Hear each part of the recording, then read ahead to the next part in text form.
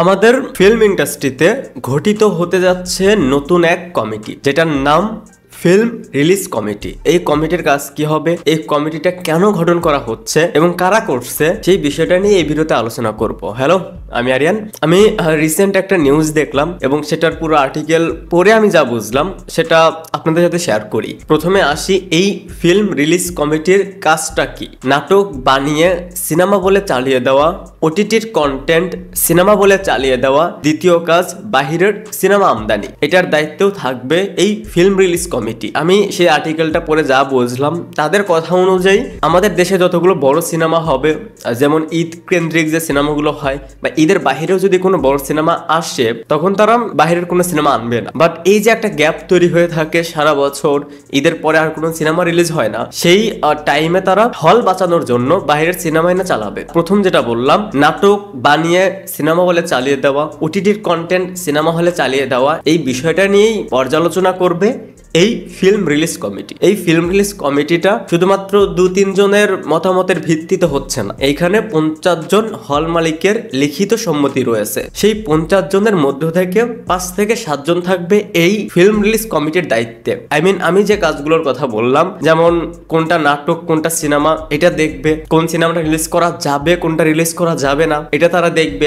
আপনি যদি একটা ওটিটির কন্টেন্ট সিনেমা বলে চালিয়ে দেন, সেটা তারা আর চালাবেন। এরপর বাইরের সিনেমা আমদানি। সো এই যে তাদের প্ল্যানটা, এটা অবভিয়াসলি ভালো। এখন বলতে পারেন যে ভাই, একজন একটা সিনেমা বানালো, পরবর্তীতে সিনেমাটা তাদের কাছে যদি মনে হয় যেটা নাটক, তখন তারা যদি সেই সিনেমাটা আটকে দেয়, সিনেমা হলে না চালায়, তাহলে সেই প্রডিউসারের লস হবে। দেখেন কোন সিনেমাটা সিনেমা হলে চালানোর জন্য যোগ্য, এটা বিচার করার জন্য অবশ্যই এই জেনারেশনের কাউকে দরকার, অবশ্যই স্মার্ট কাউকে দরকার, যার ফিল্ম নলেজ খুবই ভালো, যে বাছাই করতে পারবে যে কোনটা আসলে সিনেমা হলের সিনেমা আর কোনটা আসলে ইউটিউবের দেখার সিনেমা। এইটা বোঝার জন্য কমিটিতে যদি সেরকম দায়িত্ববান মানুষ থাকে, তাহলে এই প্রবলেমটা হবে না। এক্সাম্পল যদি বলি, এখন যদি আপনি সুজন মাঝির মতন একটা সিনেমা রিলিজ করেন, সেই সিনেমাটা তো এই জেনারেশনের সাথে যায় না বা এই সময়ের সাথে যায় না। বা আমরা যদি হুরমতি সিনেমার কথা বলি, এটা কোন দিক দিয়ে সিনেমা? এরকম অনেক সিনেমা প্রত্যেক বছরেই 20 থেকে 30টা রিলিজ হয়। কোন সিনেমা স্যাম্পনি ফোন দিয়ে শুট করা, কোন সিনেমা হয়তো ক্যানন 200D দিয়ে শুট করা। আমি যে সিনেমাগুলোর নাম বললাম,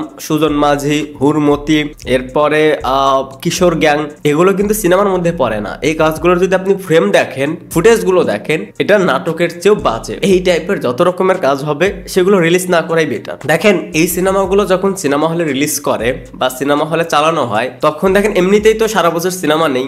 হল মালিকরা যখন এই সিনেমাগুলো আবার চালাচ্ছে, তখন তাদের ডাবল ক্ষতি হচ্ছে। সিনেমা হল বন্ধ থাকলে তারা টাকা পাচ্ছে না, তাদের একটা ক্ষতি হচ্ছে। তো সব মিলে তাদের কিন্তু একটা কস্ট রয়েছে। বাট আবার যখন আপনি একটা সিনেমা চালাচ্ছেন, সেটার উপরেই তারপর যখন আবার একটা সিনেমা চালাচ্ছেন, দর্শক নেই, তখন সেই খরচটা ডাবল হয়ে যাচ্ছে। সো এটার কারণে এরকম কোনো সিনেমা রিলিজ করা উচিত না যে সিনেমার জন্য সিনেমা হলে 5 জন দর্শকও হবে না। আমার মনে হয় না যে এই সিনেমাগুলোর কোনো দরকার আছে। প্রডিউসার জাহান্নামে যাক, ডিরেক্টর রাস্তায় নামুক, কাপড় খুলে নাচুক, পাত্তা দেওয়ার দরকার নেই। যাই হোক, এই টিমটা কতদূর পর্যন্ত কাজ করতে পারবে, আদৌ এটা হবে কি না, কারণ আমরা এরকম অনেক দেখেছি অনেক সময় যে তারা এক একটা উদ্যোগ নিচ্ছে, বাট সেটা প্রপার ভাবে তারা করতে পারছে না। এবারও দেখা যাক, যদি এরকম কোনো টিম তারা গঠন করতে পারে, এবং শুধু গঠন করলেই হবে না, সেটা যদি বাস্তবায়ন করতে পারে, তাহলে আই থিঙ্ক ফিল্মের জন্য কিছুটা ভালো হবে। মানহীন সিনেমা থেকে আমরা আপাতত দূরে থাকতে পারবো। দেখেন সিনেমা খারাপ ভালো সেটা পরের সাবজেক্ট, বাট সেটার কোয়ালিটি দেখে যদি আপনার মনে হয় যে